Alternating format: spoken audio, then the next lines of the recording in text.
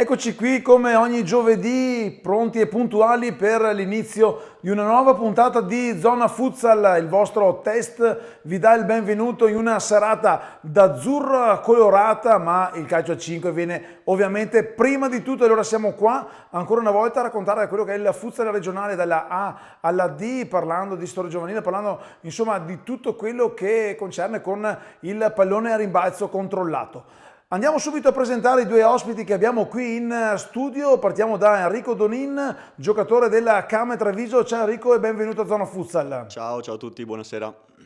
Al fianco di Enrico Donin c'è invece Ivan Bonato, direttore sportivo del Don Romeo, formazione che milita nel girone A di Serie C2. Ciao Ivan. Ciao a tutti, buonasera, grazie per l'invito.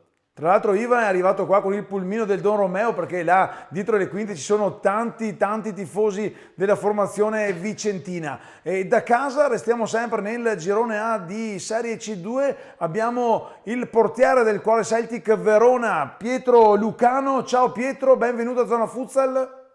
Ciao Stefano, ciao a tutti, ciao Ivan, ciao Enrico.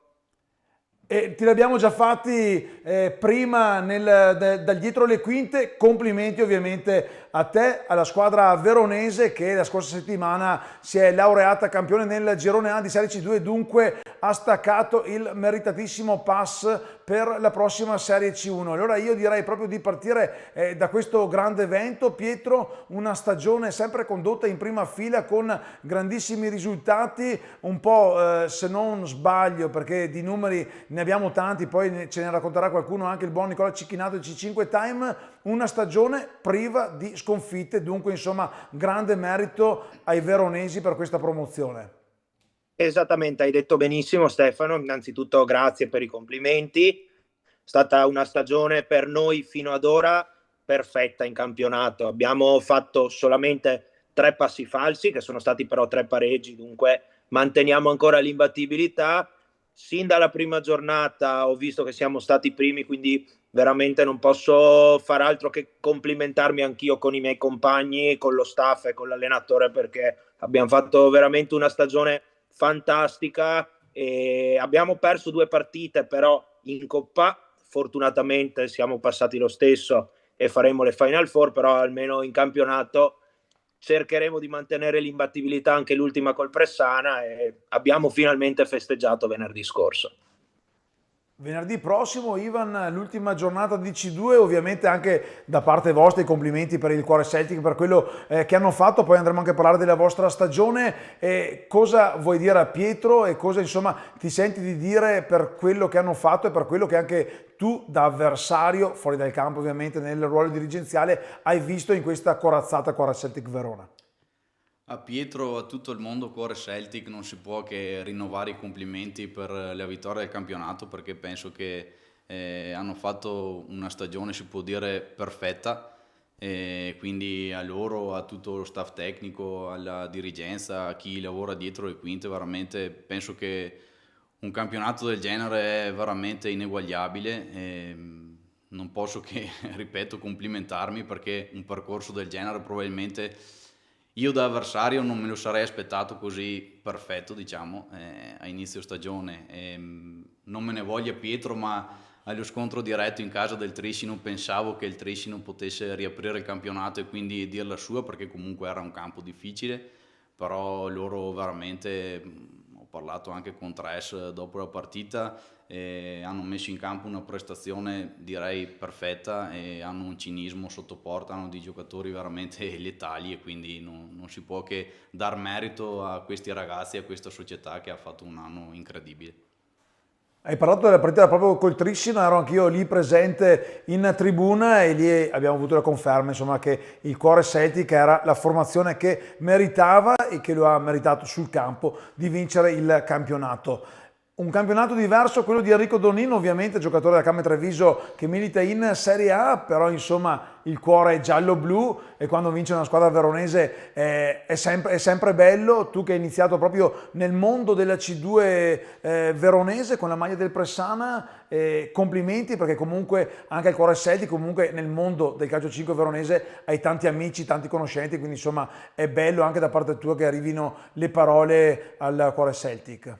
No, intanto anch'io volevo appunto fare i complimenti al Celtic, che comunque anch'io seguo la C2, ho vari amici che giocano in varie squadre, però è una squadra costruita comunque per vincere e non si pensava che facessero addirittura 0 sconfitte, però comunque dai, hanno una squadra, una rosa fatta per vincere e quindi si aspettava un attimo una vittoria così del campionato, però bravi loro, bravi la società, insomma, e speriamo che l'anno prossimo possano fare ancora meglio, ecco.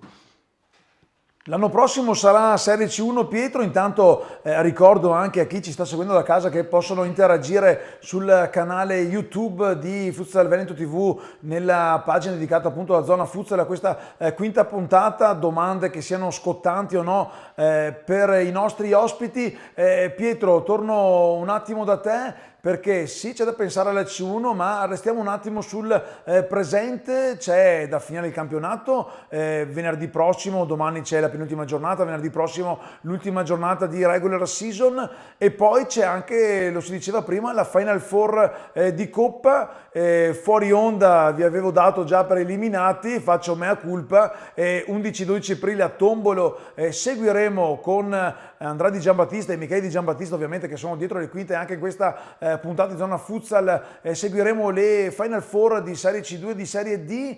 Pietro, come ci arriverete? Ovviamente mancano ancora un po' di settimane, ma più che altro quale sarà? Intanto vediamo anche subito performante la nostra regia con il tabellone. Come ci volete arrivare e cosa cercherete di fare? Perché è chiaro, l'appetito viene mangiando, sarete sicuramente un po' sazi perché avete vinto il campionato qualche settimana prima. Che Cuore Celtic vedremo a Tombolo, Pietro?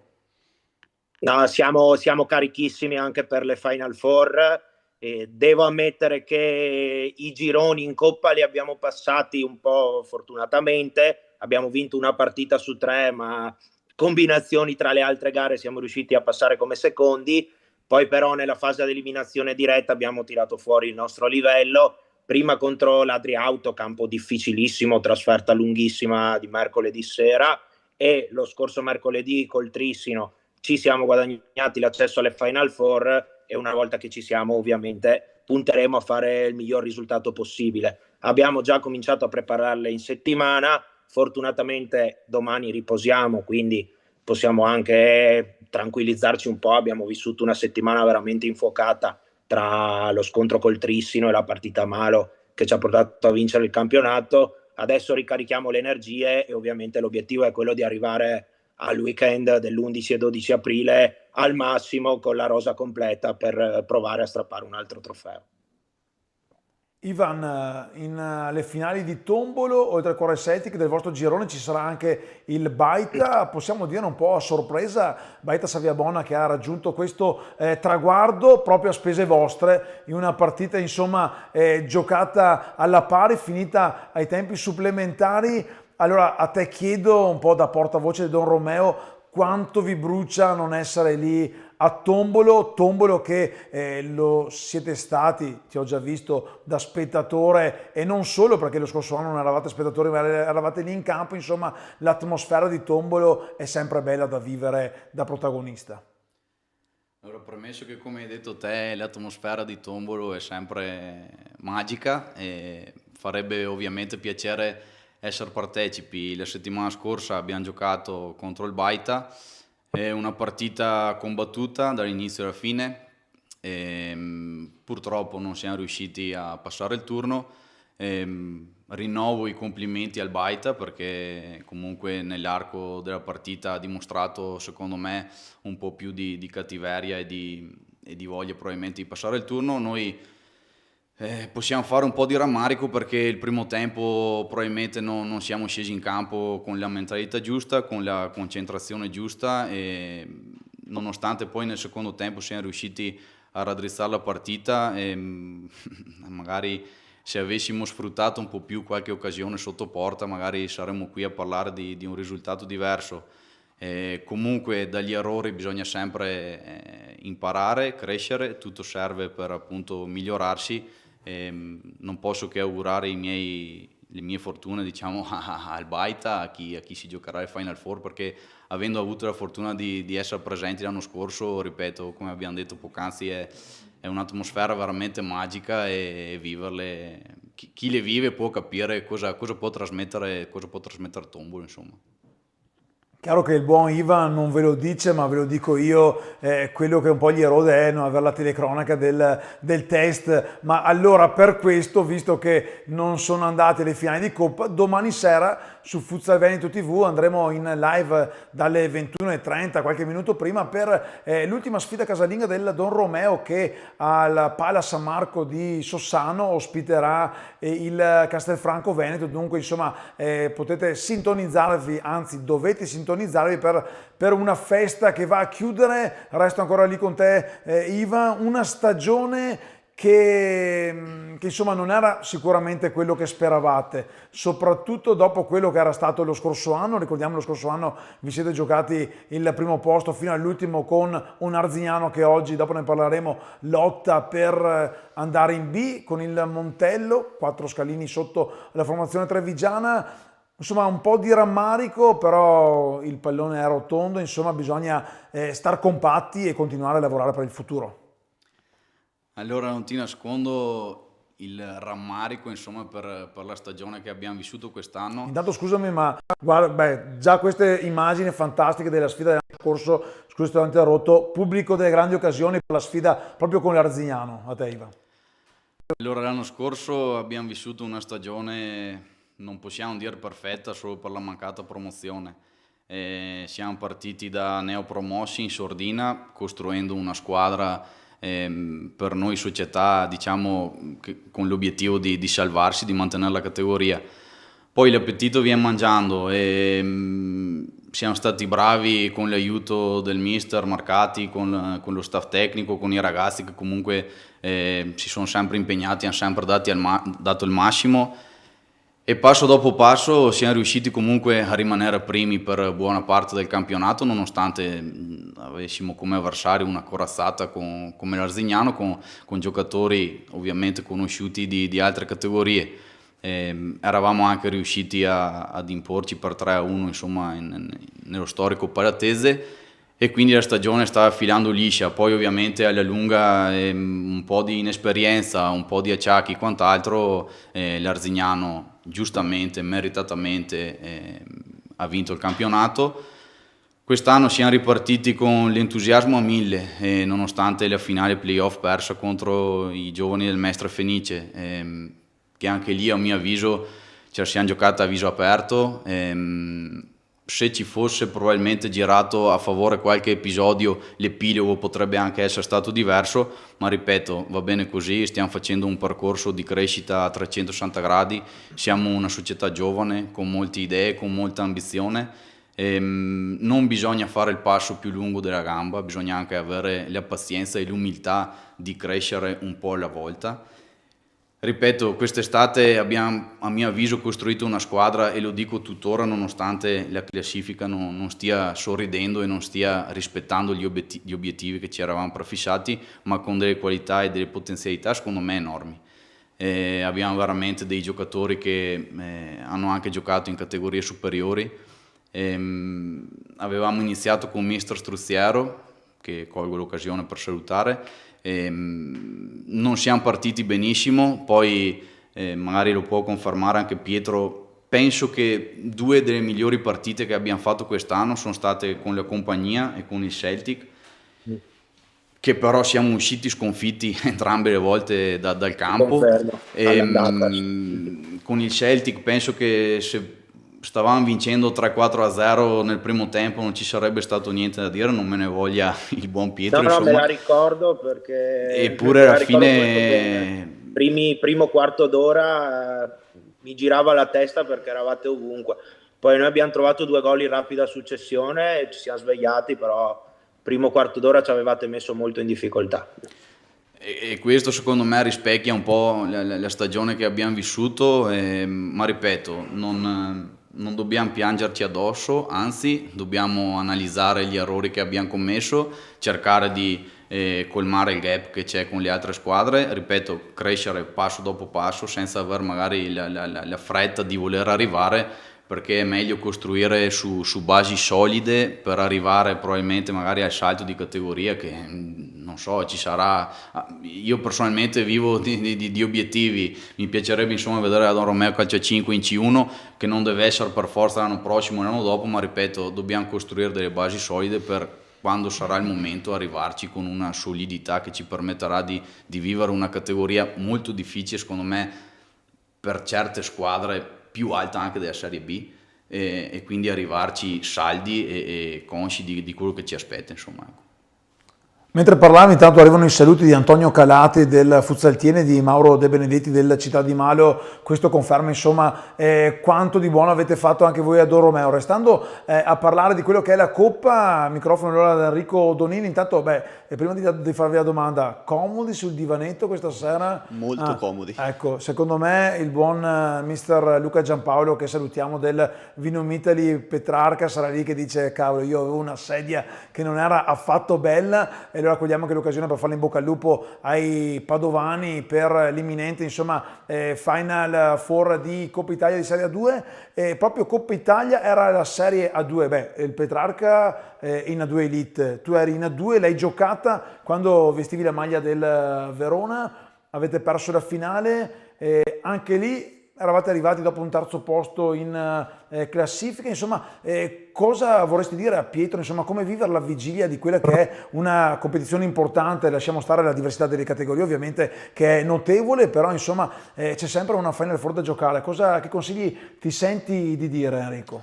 Ma guarda, io personalmente a suo tempo ero anche abbastanza giovane, quindi era la prima volta che mi affacciavo in una competizione così comunque importante. Arrivavamo secondo me anche da sfavoriti rispetto a tutte le altre società che avevamo davanti. Perciò io personalmente ero anche molto agitato, però me la sono vissuta in una maniera della serie: sono arrivato fino a qua, un motivo ci sarà, perciò vuol dire che qualcosa valiamo, come personalmente, come persona, come giocatore e anche come squadra, come società.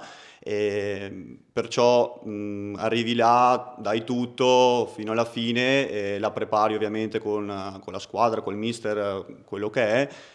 Però poi giustamente quando sei là dai tutto, perché è una bella competizione, comunque tutti ti guardano, un bel momento di futsal e basta. Poi comunque anche Tombolo dove giocheranno loro, dove sono stato anche io l'anno scorso a vedere appunto la Final Four, no, la Final Eight, e comunque è bello, c'è tanta gente che guarda, anche semplicemente come viene preparato tutto il palazzetto, quindi te la godi fino alla fine e basta, ecco.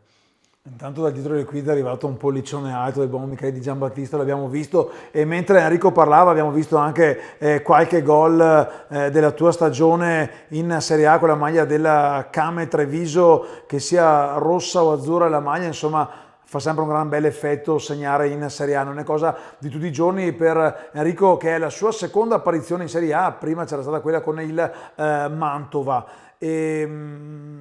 Pietro Lucano, appunto, allora i consigli di Enrico sono quelli insomma di andare a giocarsela lì per insomma dare il meglio, però c'è anche una visione di futuro, dunque c'è anche già un pensiero a quello che sarà il prossimo anno, perché comunque l'anno prossimo sarete in C1 e la C1 è sicuramente tutta un'altra categoria, c'è tanto lavoro da fare, ne state già parlando in società, ne state già valutando nello spogliatoio anche con mister Citraro, che saluto, ricordo ancora di aver scritto qualche articolo con il suo nome ai tempi dell'Arzignano, della rifondazione dopo il patatrack dell'era, insomma Griffo. Come state vivendo questa situazione l'indomani insomma di una promozione, o è ancora presto perché comunque c'è appunto da giocare la finale di campionato e poi la Coppa? Ti dico solo che da inizio anno il nostro mister parla già volgendosi al futuro, pensando all'anno prossimo. Lui dice sempre che pensa all'anno prossimo, alla C1, quindi sarebbe falso dire che non ci stiamo pensando, anzi ci stiamo pensando perché vogliamo far bene. Io so che la società si è già messa sotto e punterà a fare qualcosa di buono, sono certo. Ovviamente l'obiettivo è mantenerla, anche perché è una categoria che dovremmo scoprire. Siamo bene o male una squadra giovane, e dovremmo ambientarci sicuramente, ma so che tra tutto lo staff stanno già organizzando per fare una buona stagione. Tornando alla Coppa, ringrazio Enrico per i consigli, però la carica, volevo dirlo, so già che ci sarà, perché avremo per la prima volta il commento ufficiale di Stefano Testoni, quindi siamo carichissimi solo per questo.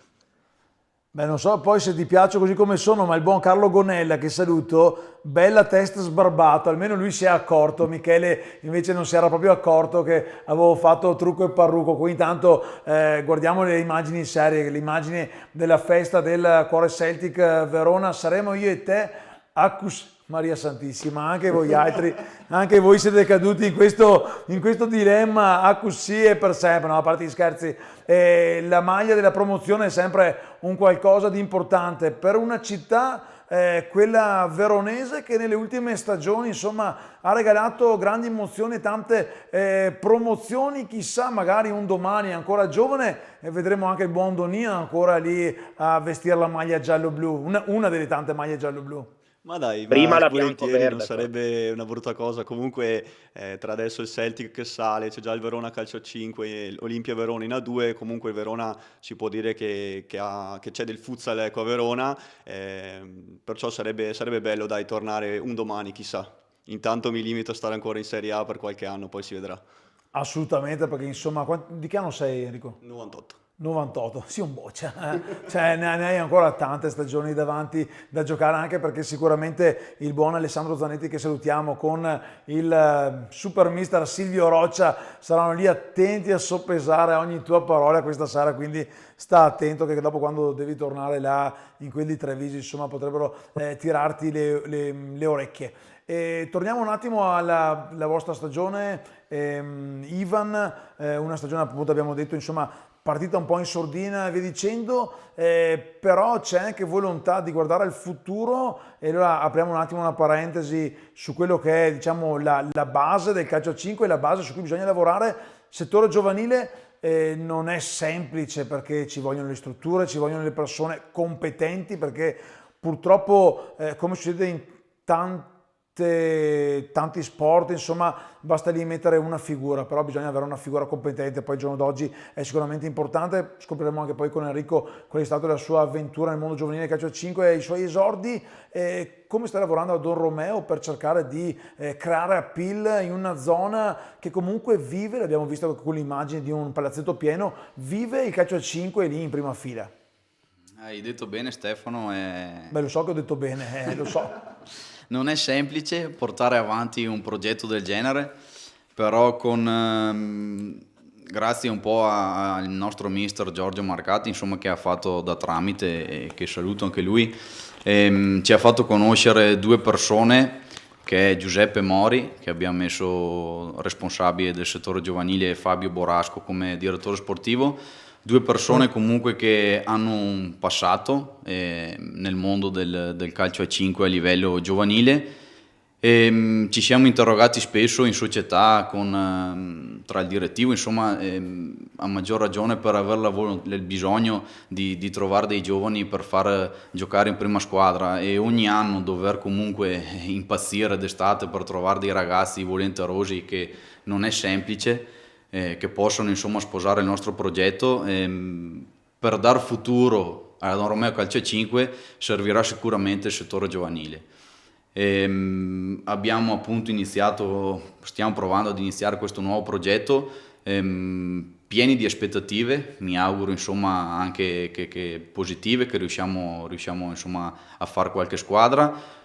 Stiamo iniziando a lavorare con le scuole, nelle scuole medie di Sossano. Quest'anno è partito il progetto della curvatura sportiva, e Giuseppe, il nostro responsabile, ha iniziato proprio ieri a lavorare con i ragazzi di prima media, quindi il nostro obiettivo è riuscire a coinvolgere i ragazzi, a far sì che non restino sdraiati nel divano con un cellulare in mano, ma che possano venire in palazzetto a praticare il calcio a 5, perché è uno sport bellissimo. Mi associo a quello che ha detto Tiago Resner qualche settimana fa, che probabilmente ad oggi non è il calcio che ha bisogno del calcio a 5, ma è il calcio a 5 che ha bisogno del calcio. anche se, come avevo fatto un intervento da casa, troviamo difficoltà a far sì che questo accada, perché almeno per l'esperienza che posso portare io, molti giovani vedono il calcio a 5 come mi faccio il torneo a giugno e luglio, ma poi quando è metà agosto inizio a giocare a calcio, torno, promozione, eccellenza, prima categoria, quello che sia. Sicuramente è una scommessa per noi importante.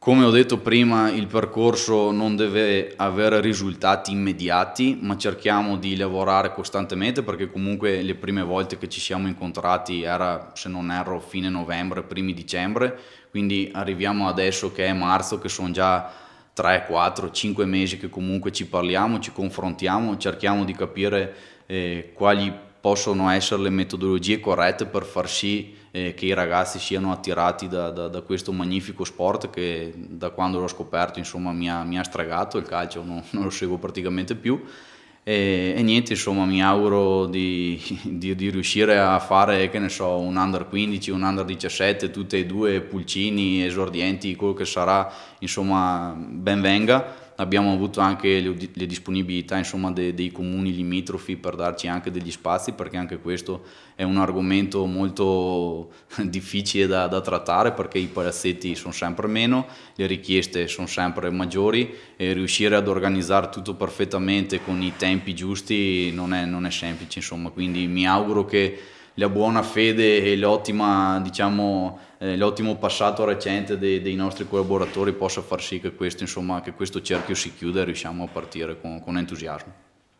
Enrico, anche tu fai parte di quella stragrande maggioranza di giocatori italiani che hanno smesso di giocare a calcio. Tu hai giocato a pallone insomma con le giovanili nazionali del Legnago Salus per poi intraprendere una carriera nel calcio a 5. Hai iniziato in quella dell'Atletico Pressana, insomma società che sul settore giovanile da tanti anni, salutiamo allora i ragazzi del Pressana, punta sui giovani. Com'è stato il tuo passaggio al calcio a 5 e soprattutto come lo vedi oggi rispetto insomma, a qualche anno fa, quando tu insomma, decidesti di intraprendere questa nuova avventura? Guarda, allora io ho smesso di giocare a calcio, ho giocato fino ai 17 anni, poi un po' per caso, devo dire la verità, sono passato al calcio a 5, comunque avevo una struttura fisica, ero piccolino, magrolino, eccetera, non potevo più continuare a giocare a calcio, trovavo proprio difficoltà nel farlo e un po' per caso tramite amici sono passato al calcio a 5, a quello che era il Pressana Scaligera, che era il rivale dell'Atletico Pressana, e ho cominciato proprio con l'allenatore della Doromeo, che è Giorgio Marcati, e che ha visto in me qualcosa di diverso evidentemente, e mi facevo a suo tempo quello che erano allievi juniores, mi facevo la C2 se non sbaglio, sì, e quindi facevo sempre a giocare, sempre calcio a 5 eccetera. Mi sono innamorato di questo sport finché sono andato a fare anche il torneo delle regioni, poi sono passato al Cornedo in Serie B per poi ritornare a Pressana e dopo diciamo c'è stato quello che secondo me è stato la mia rampa di lancio, che è stato andare all'Hellas Verona, dove comunque ho fatto un anno da protagonista in C1, poi Serie B, A2 e così via. Cosa posso dire? Allora, vedendo adesso i settori giovanili che ci sono adesso, di tante realtà qui in Veneto, ci sono tante realtà veramente buone, come ad esempio il Cornedo, dove ti fanno crescere, ti fanno comunque diventare un bel giocatore. Io personalmente non sono stato in una realtà così, sono stato più appunto nel Pressana, che era totalmente diverso, però quello che mi era piaciuto a suo tempo è che io comunque giocavo, mi divertivo, comunque mi lasciavano giocare, mi davano fiducia con la testa libera e mi è servito molto. Sì, mi ero dimenticato di mettere in eretto Pressana Scaligera, avevo dato, ma era un piccolo, insomma, vabbè. E intanto Mister Marcati, pronto e puntuale, dopo un bel bravo Enrico, scrive: comunque era abbastanza facile vedere in te qualcosa. Eri probabilmente piccolino e quindi insomma eri tutto quanto lì. Ecco, e un'altra cosa che mi chiedono, visto che hai nominato Cornedo, il buon Luca Consolaro mi dice che tu sei un esperto di politica ok, poi magari ne parleremo fuori onda Sì, del momento, più insomma, tardi, più tardi. Iran, Iraq e via dicendo. Torniamo da Pietro Lucano in quel di Verona, anche se stasera ti dicevi ti sei trasferito nella bellissima Vicenza. Pietro, invece lì al cuore Celtic ci sono pensieri anche per il settore giovanile in una città, comunque dicevamo prima, Verona, che ha già formazioni importanti come l'Olimpia Verona e il Verona stesso, che hanno settore giovanile, quindi sicuramente non sarà semplicissimo, ma state cercando di costruire qualcosa? Certo, innanzitutto punteremo a vincere l'Under 21 quest'anno, abbiamo una formazione Under 21 molto molto forte. Sabato nel derby col Pupi avranno l'occasione di agganciare il primato in classifica, quindi un grosso in bocca al lupo a loro. E per il momento ci concentriamo sul campionato Under e hanno l'opportunità di fare qualcosa di veramente grande. Mi ricordo l'anno scorso il Miane, che è andato poi alle finali nazionali e ha trionfato. Noi ce l'eravamo giocata benissimo contro di loro, quindi la speranza è quella di poter veramente fare qualcosa di grande. Dopodiché purtroppo avremo tanti ragazzi che usciranno per il discorso età, non potranno più fare l'Under. Sono sicuro che la società ha già valutato questa cosa e vedremo come sopperire a questo. Sicuramente non molleremo il settore giovanile, anzi, da quando è nato il progetto Cuore Celtic la base è proprio la crescita dei giovani, quindi sicuramente riusciremo ad andare avanti. Da vedere se faremo un Under 21 o un Under 19, questo lo valuterà la società anche in base ai ragazzi che troverà e a quello che comunque si vorrà fare, guardando appunto cosa riusciremo a prendere.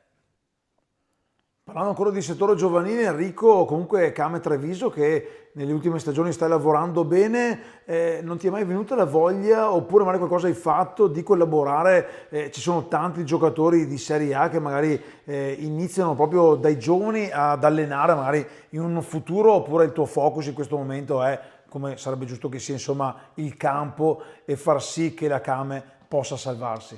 Guarda, la Came Treviso è un settore giovanile eccezionale, tanti ragazzini con tanta voglia di fare. La Came comunque ha anche costruito una squadra di C2 che comunque giocano tutti under 19, secondo me è cosa giustissima perché è il modo migliore per questi ragazzi per farsi le ossa, soprattutto anche comunque in una C2. E ti dico la sincera verità, mi piacerebbe molto comunque allenare, partire magari da dei ragazzi giovani. Però in questo momento il focus è un altro, siamo concentrati a salvarci con la Came, che anche lì è un punto dolente, però dai, chissà un futuro.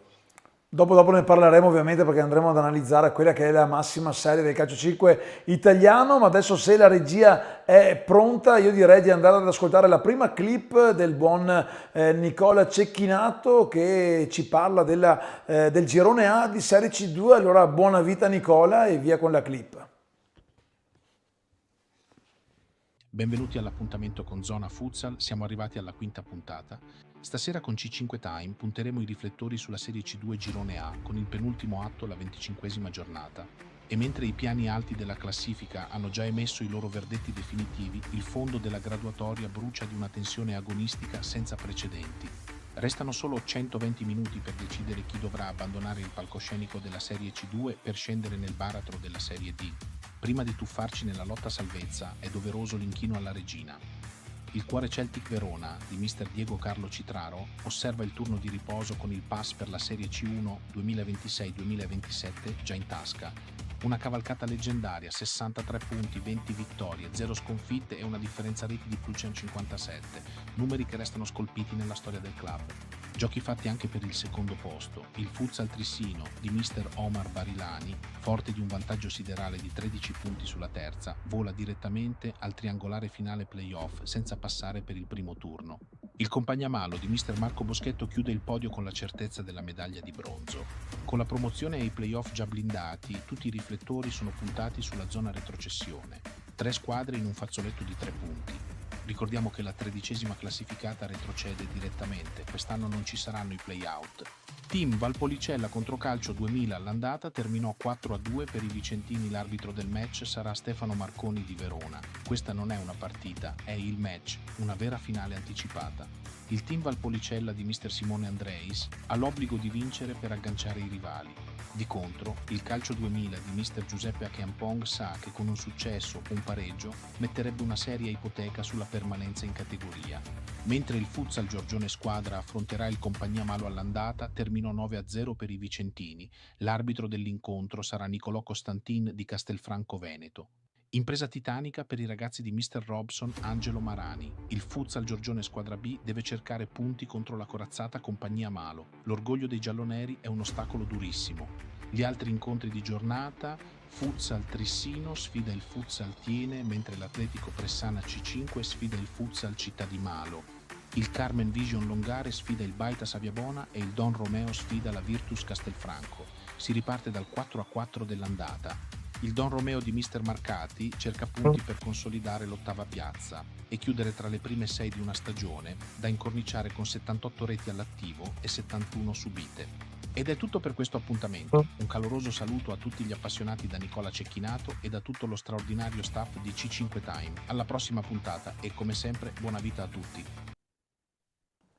Buona vita a Nicola che poi andremo a riascoltare più tardi con la clip dedicata alla Serie A. Allora ringraziamo anche, lo vedete qua alle mie spalle, Roploz che curano gli highlights per la serie di Serie C1 di Calcio 5, C5 Time ovviamente la grande collaborazione, qui intanto ecco un po' di immagini, e grazie soprattutto a Digital Vision, sponsor e partner di questa trasmissione Zona Futsal.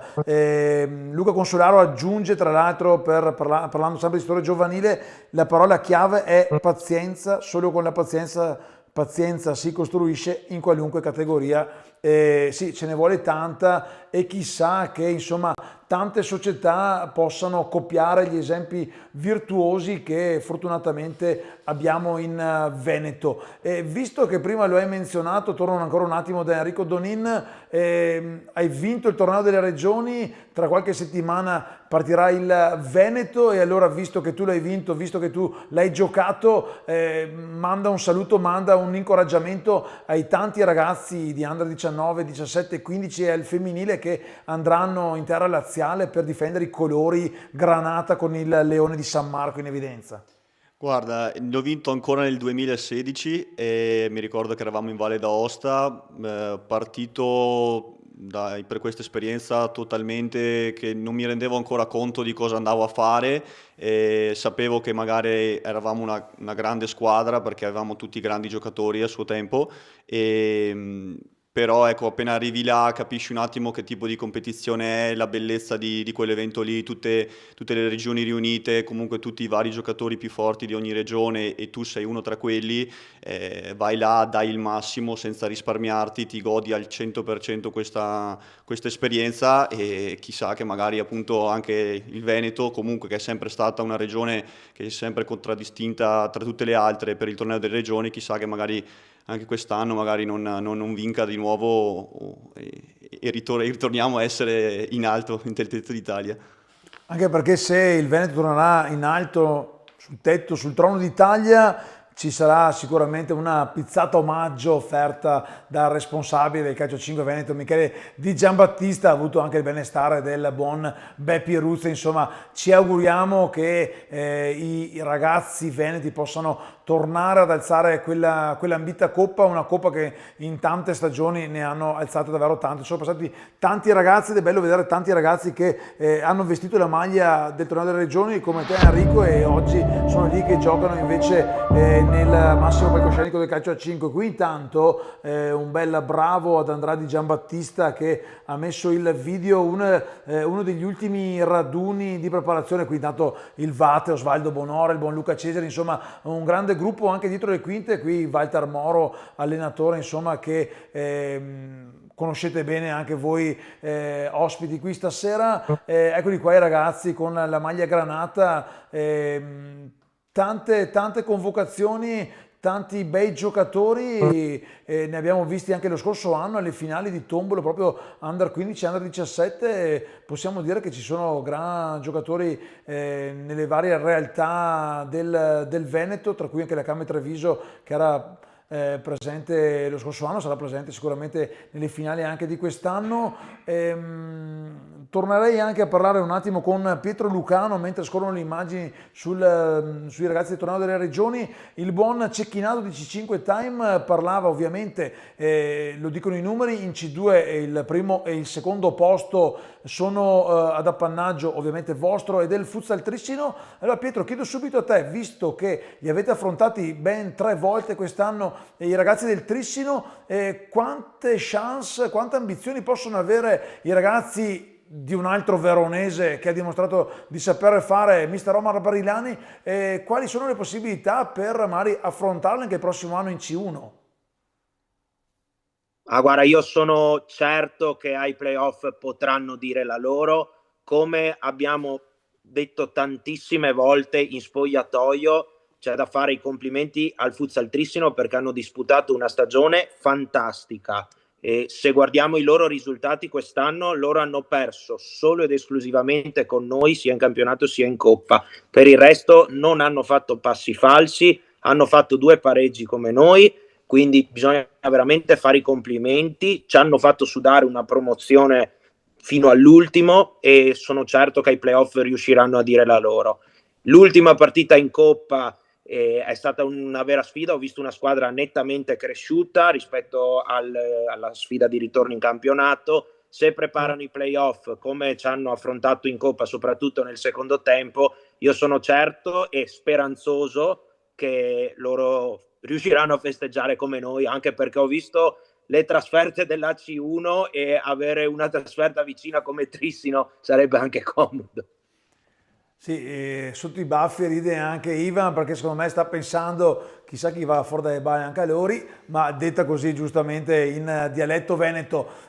Parlando di playoff, allora uno sguardo anche agli altri gironi, mentre Enrico parlava io smanettavo sul mio smartphone per andare a leggere le classifiche degli altri gironi. Nel girone C, duello vicentino-bassanese tra Atletico Bassano e United Futsal Rossano che ha battuto nell'ultimo turno il Monticano, dunque ha staccato per il momento il secondo posto, sono staccati di 2 punti. Nel girone B invece, chiedo a te Ivan perché comunque so che mangi calcio a 5 la mattina per colazione, ci sono il Valli e il Mirano, insomma sono 4 squadre. Solo 2 andranno direttamente a fare coppia con il Cuore Celtic Verona, le altre 2 chi per i playoff, chi magari direttamente perché o Valli Mirano che loro hanno un distacco abissale sulla terza in classifica. Quello qua che vediamo intanto le classifiche.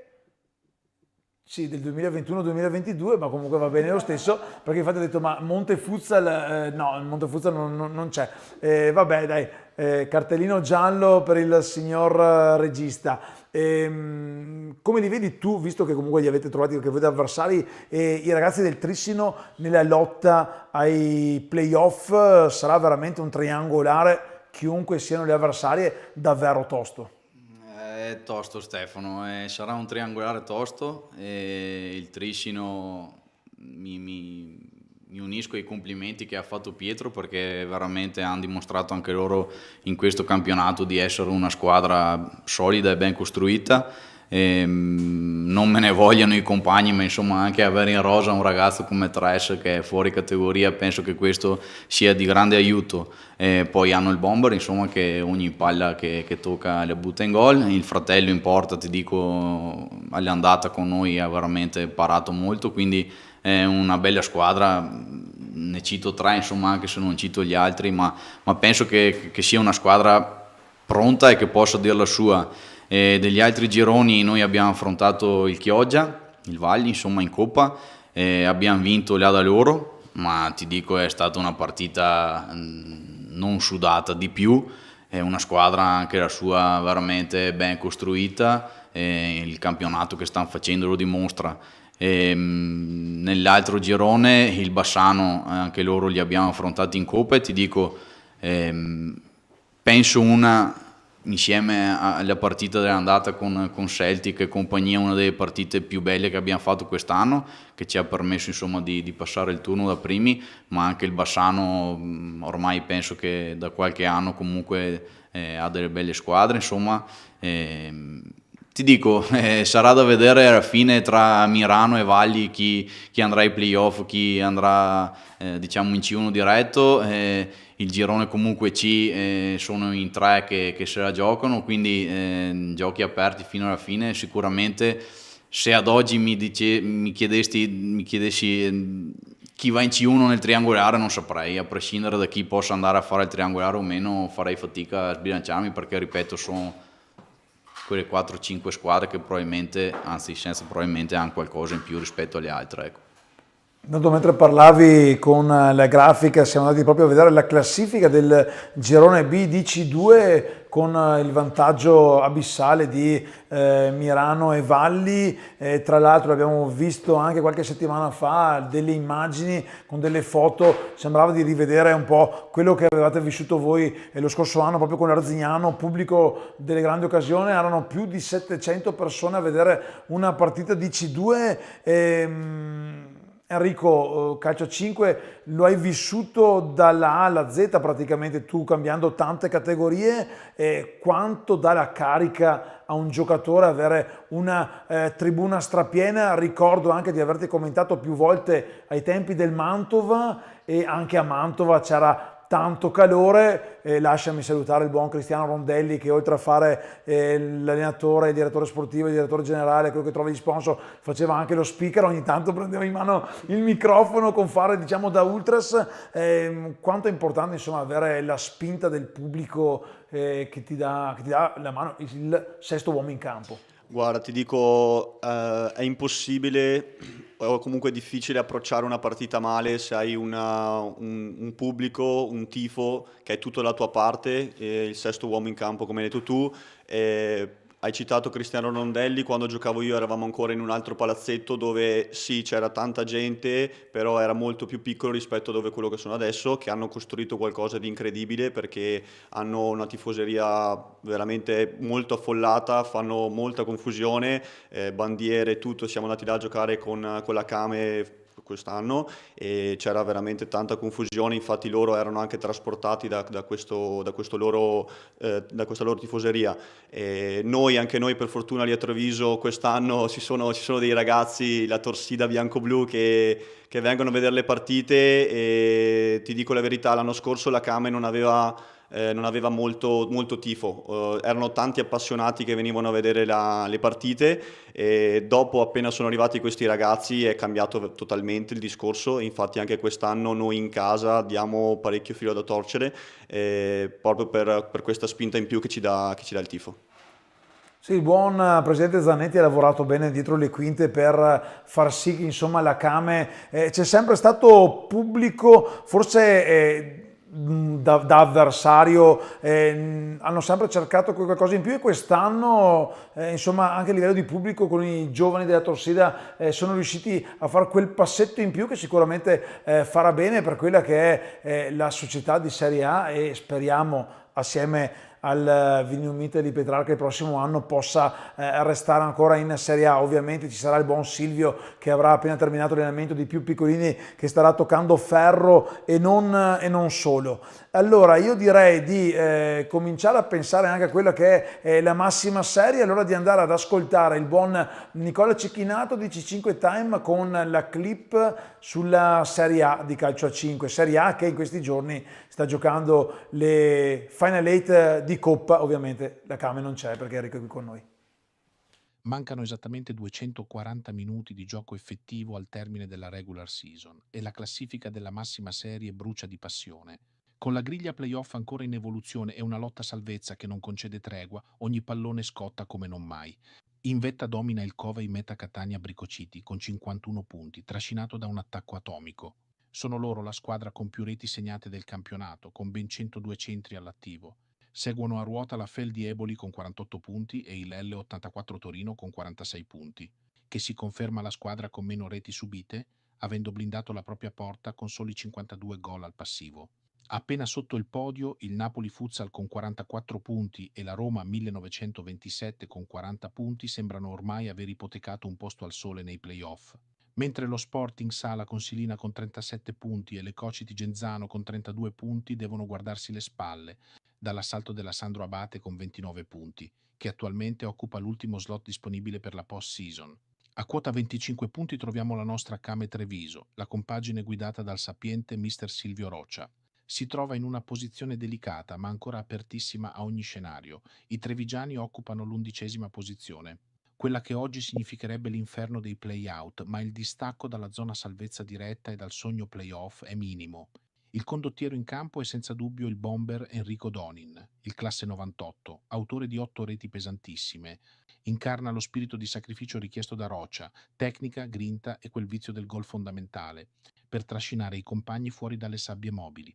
La Came ha bisogno dei suoi colpi per scalare posizioni in queste ultime 7 battute finali. Riassumendo, la bagarre per non retrocedere è un vero scontro tra titani. Global Work, Capurso con 28 punti e Active Network con 27 punti. Came Treviso con 25 punti e Fortitudo Pomezia con 23 punti occupano attualmente le caselle dei play-out, una sfida all'ultima goccia di sudore. In coda il baratro della Serie A2 Elite incombe su Saviatesta Mantova con 21 punti e Pirossigeno Cosenza con 19 punti e un CDM Futsal con 10 punti. Riuscirà Enrico Donin a timbrare ancora il cartellino per trascinare la Came Treviso fuori dalle sabbie mobili dei play-out? È l'auspicio di tutto il palazzetto. Il sogno, neanche troppo nascosto, è quello di poter ammirare anche nella prossima stagione il più classico dei derby veneti. Lo scontro delle nostre portabandiere nella massima serie nazionale, Came Treviso e Petrarca Calcio a 5. Ed è tutto per questo appuntamento. Un caloroso saluto a tutti gli appassionati da Nicola Cecchinato e da tutto lo straordinario staff di C5 Time. Alla prossima puntata e come sempre buona vita a tutti. La domanda te l'ha fatta Nicola. Salvezza, play-out, play-off. Insomma, è una posizione, intanto eccola qua, la rivediamo un po' la classifica, una posizione che scotta, però sicuramente insomma, il primo obiettivo è quello della salvezza. Sì, l'obiettivo è quello della salvezza. Per fortuna siamo ancora tutte lì, è ancora tutto aperto. E sarà difficile, abbiamo comunque partite difficili. Per fortuna l'ultima col Cosenza, che era uno scontro diretto, siamo riusciti a vincerla, ci siamo parlati durante la settimana, abbiamo detto che era una finale e per fortuna l'abbiamo approcciata bene. Ora ci restano partite difficili come Eboli, Napoli e Catania, però abbiamo anche scontri diretti come ad esempio Pomezia, che è esattamente dietro di noi, e Mantova. E quelle sono altre finali. Per fortuna col Mantova la giochiamo in casa nostra, Pomezia dobbiamo andare da loro, che è un campo sempre difficile. Ovviamente l'obiettivo è la salvezza, però siamo tutte lì, vinci 2 partite di fila, può essere che ti ritrovi ai playoff, vedremo. Sognare costa nulla, l'importante comunque è restare ancora in questa categoria. Enrico, avete vissuto dei momenti difficili quest'anno, la Serie A comunque si sta alzando, si alza di livello di anno in anno. Qual è stato però il punto di svolta che vi ha portati, insomma, perché a un certo punto della stagione eravate anche messi molto peggio di oggi? Sì, guarda, abbiamo cominciato la stagione con qualche difficoltà, parecchi infortuni, ecco, comunque avevamo a mio parere anche un roster corto rispetto a tanti altri, perciò ci trovavamo tanti giocatori a fare un minutaggio elevato che comunque in Serie A certi livelli è difficile tenere. Poi a un certo punto abbiamo visto che comunque la situazione non era una delle migliori, si è fatto un po' di mercato introducendo i giocatori in più comunque che potessero dare un po' di respiro anche a quelli che c'erano già, e da dicembre comunque le cose sono cambiate un po', abbiamo fatto qualche vittoria in più, comunque quelle sconfitte che abbiamo fatto non sono state così eclatanti, ma almeno ce la siamo giocata fino alla fine. Ivan, tu segui anche la Serie A, come vedi parliamo di quello che è insomma la lotta della zona rossa dove c'è la Came Treviso appunto di Enrico protagonista, come vedi queste ultime sono 7 giornate come diceva Enrico, insomma per loro 6 perché hanno anche il riposo da fare, come vedi questo finale di stagione per la formazione bianco-azzurra di Mister Roccia? Allora, premesso che con Enrico magari ci sentiamo spesso, anche questo weekend mi sono complimentato insomma per la vittoria contro il Cosenza, che penso, come ha detto lui, fosse di vitale importanza, perché avrebbe compromesso non poco, diciamo, il futuro della Came non aver conquistato, se non avesse conquistato i 3 punti. Sicuramente andare ad affrontare squadre come Napoli, come Catania, come Roma, se non sbaglio, Eboli, cioè sono squadre che si stanno giocando le Final 8 di Coppa Italia in questi giorni.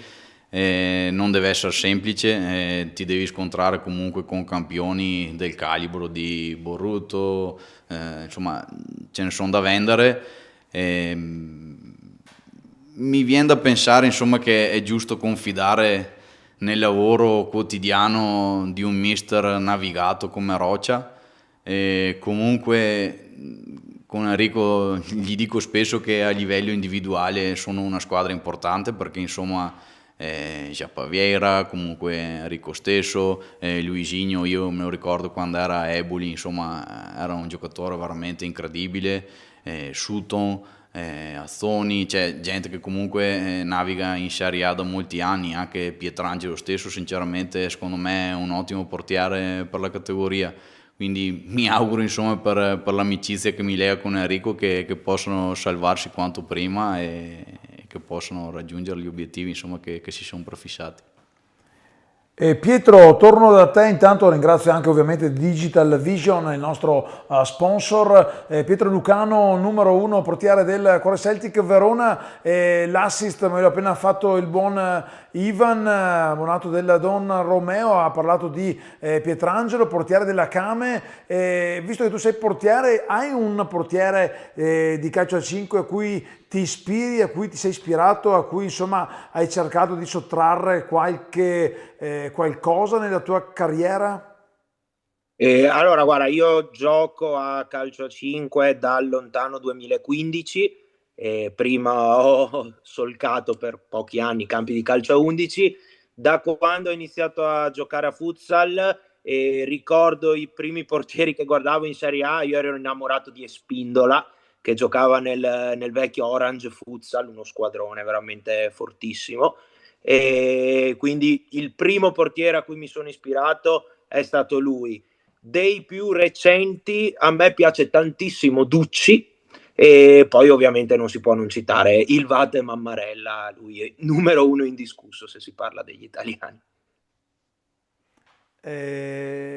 Posso confermare grandi portieri, però allo stesso tempo mi sento vecchio, perché io avrei detto tipo Ciccio Angelini, Marco Ripesi, Caio Farigna, Alexander Feller, insomma qualche giocatore, qualche portiere che parava a inizio anni 2000 quando ho iniziato a seguire questo pazzo mondo. Pietro, resto ancora lì da te, appunto abbiamo detto di Pietrangelo, portiere della Came.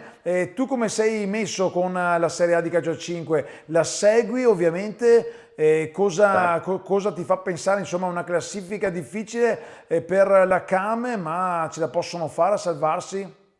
Certo che sì, sono certo che hanno le possibilità per salvarsi e anche per ambire a qualcosa in più. Seguo la Serie A, sono tifoso sia della Came sia del Mantova, anche per il legame che ha un nostro dirigente con Mister Milella, e perché comunque sono andato a vederli 2 volte quest'anno e mi sono veramente divertito, soprattutto nella vittoria contro il Genzano, hanno fatto un partitone, quindi tifo per il Mantova e per la Came, sono certo che riusciranno a raggiungere i loro obiettivi, gli do un in bocca al lupo, e anche ad Enrico lì studio ti faccio un grandissimo in bocca al lupo, ottieni la salvezza che poi l'anno prossimo ti voglio in maglia bianco-verde alla Cuore Celtic. Magari non proprio l'anno prossimo, ma fra qualche anno, dai. Poi se E portami anche Giappa Viera, ma non Pietrangelo che mi ruba il po'.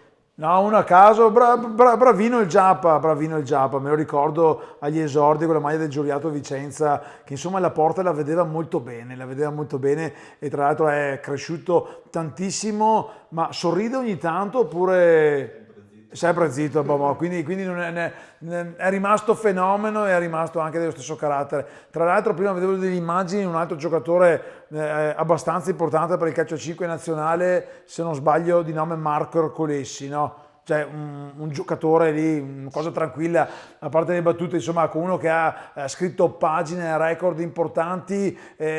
Qual è il tuo rapporto, Enrico, e com'è anche giocare con un giocatore che magari qualche anno fa era, passami, insomma, il poster di camera tua, Guarda, insieme alle bionde ovviamente. Marco, nonostante tutto quello che ha vinto, comunque tutto il curriculum che ha, è una persona, per quello che l'ho conosciuto, umilissima. È uno di quelli che è arrivato, con cui mi trovo meglio, si è unito subito al gruppo, non è entrato, come posso dire, nel gruppo come per farsi vedere che lui è una persona che ha vinto tanto, è entrato un po' in punta di piedi, e questo mi piace, che nonostante questo comunque sia una persona che è restato nel suo, eccetera, si è adattato a noi e comunque è sempre disposto ad aiutare, a dire la sua, che comunque ben venga, perché con tutta l'esperienza che ha sto ragazzo fa solo che piacere a noi, e quindi niente, persona d'oro, non posso solo che dire solo complimenti a lui. Beh, alla fine basta andare su Wikipedia e scrivere Marco Ercolessi e viene fuori il papiro di quello che ha vinto e delle squadre con cui ha giocato. Qui intanto ancora delle immagini, highlights di Roblox. Qua siamo con l'Infinity Futsal Godego di Mister Marotta contro forse il Pupi? Pupi. Sì, contro il Pupi. Me l'ha detto Enrico Donini, quindi insomma io ci credo, sì, mi dà, no, più che altro perché sono talmente miope che faccio fatica a vedere, so che è praticamente casa mia moglie mi chiede quando vai la prossima volta della famiglia di Tombolo, perché sono lì ogni altra settimana, però sono talmente tirchio che una famiglia basta e avanza. Torno un attimo anche dal buon Pietro, giusto per restare sempre in tema di Serie A. Pietro, un paio di anni fa, 2 stagioni se non sbaglio, Verona appunto era in Serie A, purtroppo non è andata bene, lo scoglio, il passaggio dalla A2 alla Serie A è davvero molto importante, manca in Terra Scaligera una formazione di Serie A, ricordiamo tra l'altro che Verona è stata artefice fine anni 90, c'era ancora Renica mi sembra, forse dico nomi un po' strani, col buon Lucio Solazzi, insomma la Serie A era di casa Verona. Pietro, vi manca avere una Serie A? Magari ci arriverai con le Celtic fra qualche anno. Beh, ovviamente si spera, tralasciando la parte ironica, manca soprattutto per valorizzare questo sport nel veronese. Avere una Serie A competitiva permetterebbe, anche col fatto che abbiamo un palazzetto fantastico a Verona, perché il Pala GSM è uno dei più belli d'Italia dove giocare a futsal, avere una Serie A competitiva in un palazzetto così permetterebbe secondo me allo sport di crescere proprio in tutto l'ambiente veronese. Sono molto felice del percorso che ha intrapreso quest'anno l'Olimpia Verona, parlando di settore giovanile, affidando il tutto comunque a una persona espertissima come Resner. L'augurio è quello di tornare dove gli compete e con la speranza di mantenere una categoria che permetta a questo sport di crescere e di farsi conoscere, perché purtroppo nel veronese le squadre sono poche, le infrastrutture sono poche e il futsal fa fatica a emergere. Pala GSM, il Pala Olimpia, tra l'altro ricordo una grandissima partita, giustamente parlando ancora di Amarcord, qualcuno qui in studio non era ancora nato, un bel Grifo Boomerang interview con Luis Amado tra i pali, giusto perché se sicuramente lo conosci, ma vatti a rivedere qualche video di Luis Amado, era una partita decisiva per accedere alle finali di UEFA Champions League. Ovviamente passarono i madridegni in quel Grifo, un Grifo fortino, giocava un certo John Jairo Zorro Piniglia, uno dei giocatori più forti che io ho mai visto, insomma, giocare dal vivo. E un'altra volta ricordo anche di aver fatto una telecronaca alla GSM Forum, e è talmente grande, c'erano talmente pochi tifosi che mi avevano mandato un messaggio: se parli un po' più forte ti sentiamo anche dalla tribuna opposta.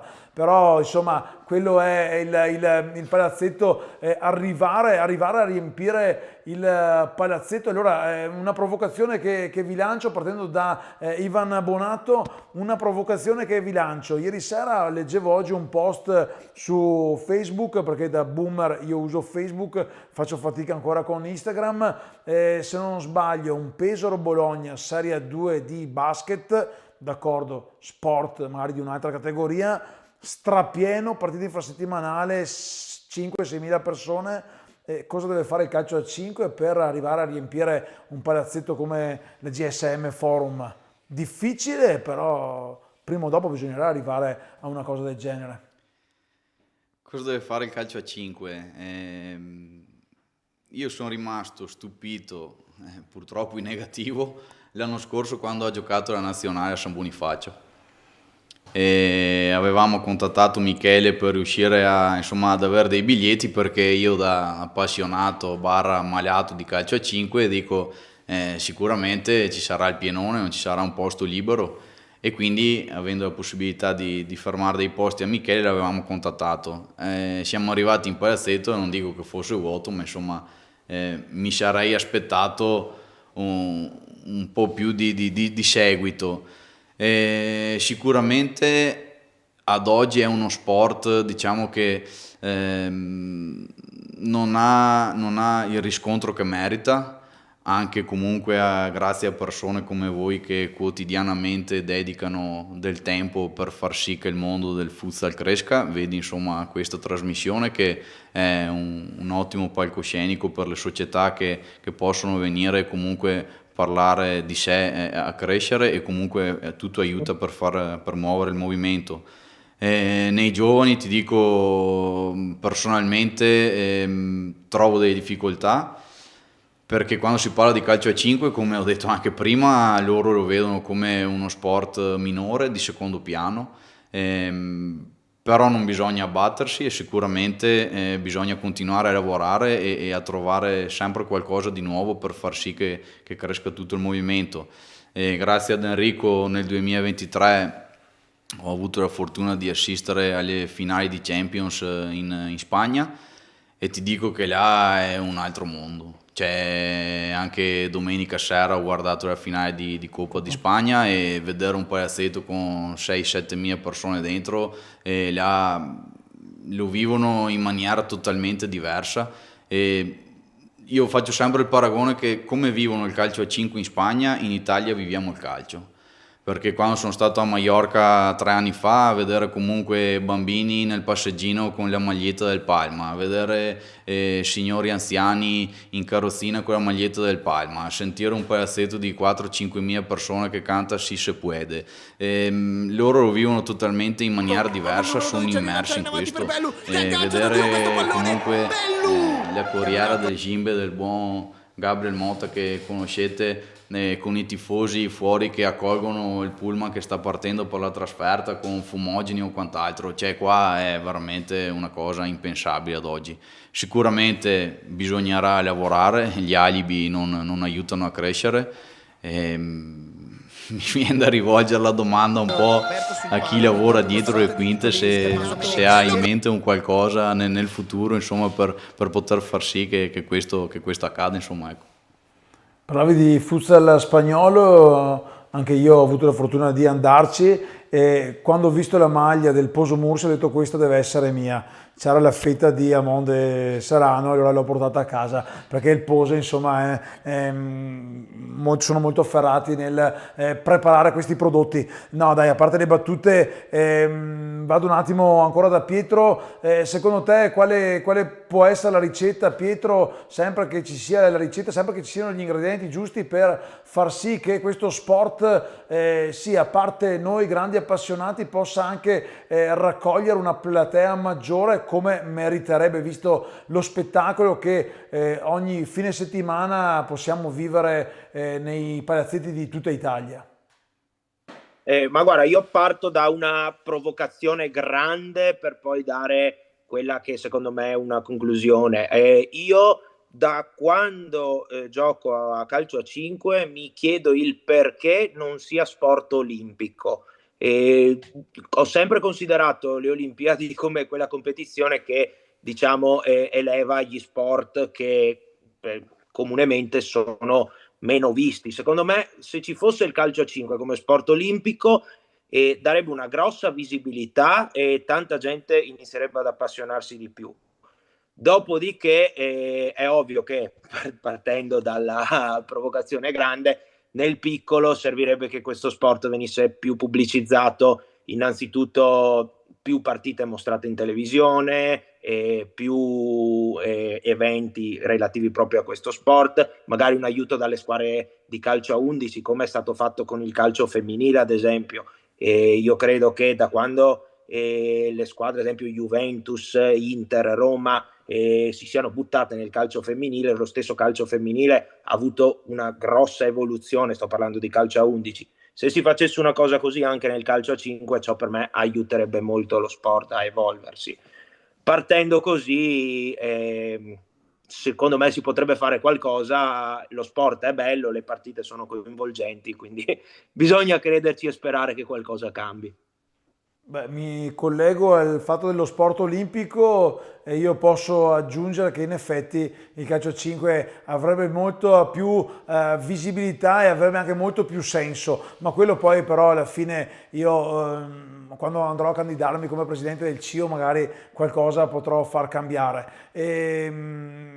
Sì, bisognerebbe che ci fossero maggiori attenzioni. Hai detto un paio di parole che mi hanno fatto capire insomma, che la strada che stiamo seguendo noi qui di Futsal Veneto TV sia quella giusta, perché comunque cerchiamo di dare massima visibilità. Io posso aggiungere, poi do anche il microfono a Enrico ovviamente, che vorrei capire anche da lui, visto che vive il calcio a 5 dal nord al sud, un po' come sono gli ambienti, come sono le differenze. Io allora ricordo con il cuore il buon Michele Trolese, colui che mi ha portato dentro questo mondo, colui che una ventina, anche 25 anni fa, aveva sbattuto i pugni al giornale di Vicenza, aveva detto dobbiamo fare una pagina per il calcio 5. Questa pagina da una ventina d'anni continua, il giornale di Vicenza dà spazio dalla Serie A, adesso non c'è, fino alla Serie D, anche al femminile, al giovanile, e poi ti ritrovi nella stessa regione società che ti dicono no, ma noi non abbiamo nessun giornalista che ci segue, quindi insomma c'è ancora tanto da fare. Chissà che insomma la strada però possa essere quella tracciata anche da noi, possa essere quella giusta. Enrico, appunto, volevo arrivare da te per chiudere questa cosa su quello che è il mondo del calcio 5, come può crescere. Tu hai vestito che la maglia della nazionale, hai vestito le maglie di formazione di Serie A, giochi in Serie A. Che differenza vedi magari da quello che è il calcio 5 del nord a quello che è il calcio 5 del sud, e soprattutto che differenza vedi in quello che sono i palazzetti? Siamo partiti dicendo sarebbe bello avere una GSM Forum strapiena, quindi vuol dire con 5.000 persone che guardano il calcio a 5. Allora, devo dire che il calcio a 5 al nord, ahimè, è meno seguito rispetto al sud. Sto appunto, grazie alla Serie A, continuo a girare, comunque andando anche al sud a giocare, e vedo che è totalmente diverso. Vedi Catania, vedi Napoli, dove il palazzetto è sicuramente più pieno rispetto qua al nord, tanti più tifosi, più appassionati, gente che comunque segue il calcio a 5 e non solo gente lì messa lì per caso. L'unica squadra che mi viene a dire qua al nord che sta costruendo qualcosa di veramente importante è l'L84, che ha un settore giovanile incredibile, ma anche per quanto riguarda tifoseria, il palazzetto pieno, qualcosa di veramente eccezionale. Purtroppo i palazzetti solitamente sono pieni solo quando magari ci sono partite importanti, come una finale scudetto o cose simili. Vedi Catania, fatalità, le ultime 2 stagioni che ha vinto lo scudetto, c'erano il palazzetto pieno, mi hanno raccontato 5.000 persone e altrettante persone fuori che volevano entrare ma non c'erano posti disponibili. Come hanno detto sia Ivan che Pietro, l'unica sarebbe sponsorizzare, farlo conoscere tanto, perché finché non si conosce questo sport non ci si rende conto veramente della sua bellezza. Però tante persone partono con un occhio di riguardo diverso, cioè, sminuendolo, ecco, ed è un vero peccato perché è veramente bello questo sport. Io ricordo di un presidente che mi disse: beh, ma calcio a 5 è semplice, basta prendere 3-4 brasiliani forti, metterli in campo e poi vinci. Ecco, quello stesso presidente poi, per cercare di far sì che la sua squadra si salvi, ha iniziato a spendere parecchi soldi, e alla fine, che sia calcio a 5, bisogna investire e farlo in un modo ponderato e comunque ve lo dico io con la testa, insomma, se ve lo dico io voglio dire è una cosa garantita. Dalla regia mi hanno mostrato una lavagnetta che confermo, allora mi riallaccio al discorso di Pietro. Sì, è vero che per diventare sport olimpico bisogna che ci sia uno sport praticato non solo ovviamente nel nostro paese dove ci sono tante persone, ma in tanti altri paesi. Poi quella lì è anche una regola che vorrei aprire tante altre parentesi, ma non sta a noi insomma andare a dar fastidio ai piani alti dello sport mondiale. Sono le 21:44 e mentre gioca la nazionale mio figlio mi ha scritto bella la vostra puntata, e gli avevo scritto ma non stai guardando la partita? Mi ha mandato un disegno, insomma sono 3 palline una sopra l'altra, quindi vi lascio pensare a cosa sta facendo l'Italia, insomma non una gran bella figura. Siamo in chiusura, allora farei un ultimo giro, partirei da Ivan Bonato del Don Romeo. Abbiamo parlato un po' di tutto questa sera. Qual è il tuo auspicio per questo finale di stagione? Ci ricolleghiamo un po' a quello che è stato l'inizio della puntata, ma cosa deve fare, cosa farà la Don Romeo nei prossimi anni? Allora, sicuramente, come abbiamo detto ai ragazzi in settimana, l'augurio è che possiamo concludere la stagione nel migliore dei modi, onorando la maglia, rispettando i compagni, rispettando la società, perché comunque se anche la stagione non ha, diciamo, rispettato quelli che erano gli obiettivi che ci eravamo prefissati, è stata una stagione intensa, a tratti difficile e complicata, e ti dico adesso i ragazzi fra 2 settimane, anzi settimana prossima finiscono il campionato, 2 settimane dopo concludiamo con una cena e loro vanno in vacanza. E da lì per noi inizia il lavoro sodo, dove non possiamo fermarci, anzi dobbiamo tirarci sulle maniche e iniziare, anche se comunque con il presidente Alessandro Tosetto e Mattia Tecchiato abbiamo già iniziato a programmare il futuro. Che futuro avrà Don Romeo? Intanto mi auguro che con l'aiuto di Giuseppe e Fabio riusciamo ad avere a settembre delle squadre che possono comporre il nuovo progetto del settore giovanile. Come obiettivo, come ho detto, diciamo, in società bisognerebbe ringiovanire la rosa, cercare insomma di rifondare una squadra che probabilmente arrivando comunque negli ultimi anni da 2 finali playoff e una semifinale, quest'anno insomma che è stato un po' così, arriviamo da annate importanti. Ripetersi, ce lo siamo detti spesso anche con Mauro De Benedetti del Città di Mario, non è mai facile, quindi appunto dovremmo lavorare sodo, cercare giocatori con fame, con voglia di giocare per la maglia arancione della Don Romeo, e cercare di fare una stagione non guardandoci la punta delle scarpe, ma lavorando in futuro. Avviare un progetto che nell'arco di 2, 3, 4 anni, senza avere, diciamo, l'acqua e la gola di dover arrivare chissà dove, ma che possiamo costruire un futuro, ripeto, solido, perché se mancano le fondamenta alla fine il palco casca. Quindi è giusto lavorare bene, con serietà, con calma, come ha detto anche con Solaro, ci vuole molta pazienza con i giovani soprattutto, ma anche, diciamo, a gestire una società non è semplice, e chi lo fa quotidianamente penso lo sappia, non lo devo dire io. Quindi ecco, l'augurio è di avere un futuro roseo, solido, con tanti giovani che possono prendere parte al progetto Don Romeo. E anzi faccio anche un appello a chi potrà vedere questa puntata, che se qualcuno ha voglia di avvicinarsi al calcio a 5, insomma, a noi le porte della Don Romeo sono aperte e ben volentieri accettiamo tutti, purché insomma ci sia la voglia di crescere, di imparare in un ambiente sano e costruttivo. Pietro, fondamenta precise, le chiede Ivan Bonato, fondamenta da portiere per mettere sul muro di quello che sarà questo finale di stagione per la corazzata Cuore Celtic. Campionato andato, lo avete stravinto, ne abbiamo già parlato abbastanza, hai ricevuto complimenti, penso hai ricevuto più complimenti stasera che non magari nei giorni scorsi, no, a parte le battute. Focus 11-12 aprile su Tombolo. Come sarebbe bello chiudere con il double la stagione? Sarebbe veramente tanta roba. Noi come società sogniamo il triplete, che inserendo anche la vittoria dell'Under 21. Come giocatore della prima squadra ovviamente sono focalizzato su quel weekend lì e sarebbe il coronamento di una stagione perfetta. Siamo carichi, adesso abbiamo 3 settimane per preparare ottimamente quel weekend.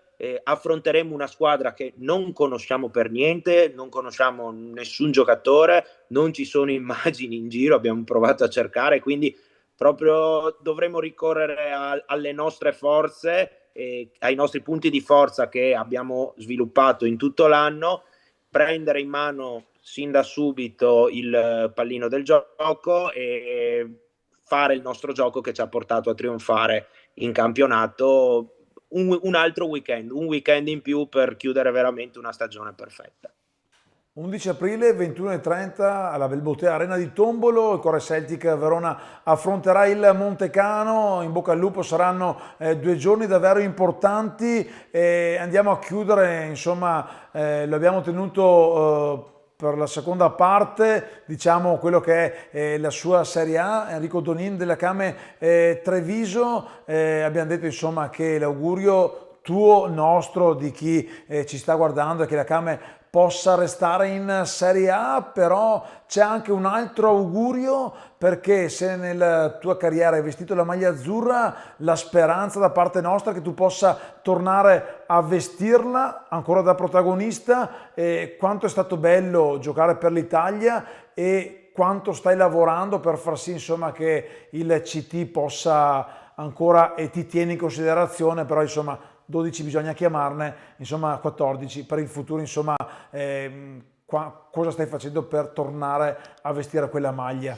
Guarda, mi ricordo benissimo la prima volta che l'ho vestita. Fatalità era l'anno dove sono stato osservato da Bellarte, che ero Fatalità l'anno della finale della Coppa Italia che citavamo prima con l'Hellas Verona, e da lì in poi con Bellarte non ero mai mancato a nessun raduno, e mi sentivo molto in fiducia con lui. Poi purtroppo ahimè i risultati non sono arrivati, e col cambio dell'allenatore comunque fortunatamente sono stato chiamato altre volte, fino a poi arrivare agli europei, che purtroppo ho fatto altre scelte, giusto o sbagliate che siano, e giusto fatalità, oggi è arrivata la chiamata di nuovo che dal 7 al 12 aprile ritorno in nazionale, facciamo un amichevole contro la Germania, e quindi ecco, questa è una nota positiva per quanto mi riguarda. Purtroppo non è semplice comunque mettersi in mostra, soprattutto perché magari noi lottando per la salvezza non sei il giocatore che va a guardare, magari in quel caso, però dai, sono felice che mi continui a osservare nonostante la Came non sta facendo una stagione di alto livello. Beh, complimenti, allora un applauso, solo uno però da parte nostra e anche dei nostri tifosi. È bello rivederti in maglia azzurra. Amichevole con la Germania, dove la giocherete? Purtroppo ancora non lo so, oggi mi ha solo detto la data e la squadra con cui giocheremo. Perché magari dietro le quinte potrebbero fare il mio nome come speaker ufficiale della manifestazione. Ricordo in un amichevole Italia-Croazia a Padova un inno praticamente in playback. Avevo sbagliato a tirare su il volume dell'inno e c'era stato un inno di Mameli a cappella davvero emozionante. Però poi i ragazzi della divisione insomma mi hanno regalato anche la maglietta, che ovviamente una L per me, cosa che infode una L, l'ho regalata a mio figlio. Vabbè dai, ho detto che stasera ne ho sparate un po' troppe. In bocca al lupo allora per l'azzurro Enrico Donin, in bocca al lupo per questo finale di stagione alla Don Romeo, che poi alla Don Romeo. E Don Romeo che vedremo domani sera live su Futsal Veneto TV dalle 21:25 circa, con il pre-gara birra offerta ovviamente per la sfida contro il Castelfranco Veneto. Dunque domani sera seguite questa ultima sfida casalinga della Don Romeo. In bocca al lupo anche al Cuore Celtic di Pietro Lucano, portiere, che domani sera... Beh Pietro, domani riposi, potresti fare un salto al Pala San Marco? Sì, però più vicino al Pala GSM c'è un bellissimo Pupi Montello, sono curioso di vedere Leandrigno, quindi andrò lì, dai. Beh, diciamo che sei scusato, vero Ivan? Sì, sì. Tra l'altro, il Pupi Montello di domani sera potrebbe essere la serata d'oro per la formazione di Mister Donisi, che purtroppo la scorsa settimana non è riuscito nell'intento di alzare la Coppa Italia di Serie C dopo aver trionfato in quella del Veneto. In caso di vittoria, ovviamente con i 4 punti di vantaggio, uno, no, mi sono un po' perso. No, è uno adesso, deve perdere anche l'Arzignano. No, esatto, perché hanno un punto solo di vantaggio, ecco, la stavo già guffando a Mister Donisi con Mister Sebastiano Luciano invece che sarà là, che starà ridendo a crepapelle della mia cavolata, è vero, perché il Montello aveva riposato, quindi un punto di differenza per un finale di stagione davvero, davvero pazzesco. Siamo ai titoli di coda, vi dico solo che non siamo certi, ma seguite i nostri canali social, se la settimana prossima andremo in onda di giovedì. Vediamo, forse c'è una piccola sorpresa in ballo, ovviamente ne stiamo valutando con l'amica Diletta Leotta, con i ragazzi di Sky, DAZN e via dicendo, con AuTV. Vediamo. Beh, una Diletta Leotta qui a fianco sarebbe grande cosa, così almeno non dovreste mai guardare solo me, ma guardereste solo al mio fianco. Però non Grazie mi mettete in videochiamata se c'è la Leotta. Cosa, scusa Pietro? No, non sarò in videochiamata se c'è la Leotta, mi mettete in presenza però. No, tranquillo che tutti sarebbero in videochiamata, sarai solo io qua presente con il super mega divano della Endas. Grazie a Michele Andradi Giambattista dal dietro le quinte, grazie a Pietro, Enrico e Ivan per questa serata. Sono le 21:55 e direi che possiamo andarci a vedere una bella partita della nazionale che sta giocando il turno con l'Irlanda del Nord. Il vostro test appuntamento è la prossima settimana. Ricordo, seguite i social, domani sera intanto 21:30 Fuzza Veneto TV per la Don Romeo contro il Virtus Castelfranco Veneto. Ciao, alla prossima! Ciao a tutti, grazie.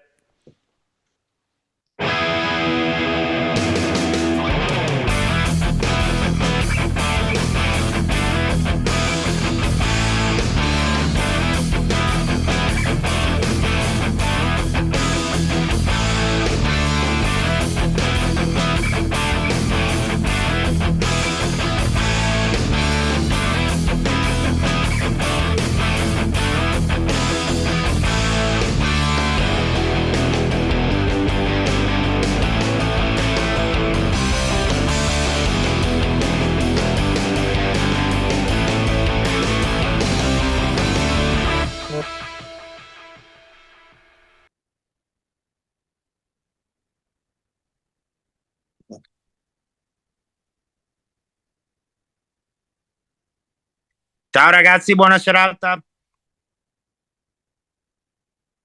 Certo, speriamo, dai. Ah no, scusa, pensavo fossi Ivan. No, scusami. Sì, ci sono, ci vediamo. Ciao ragazzi. Ciao.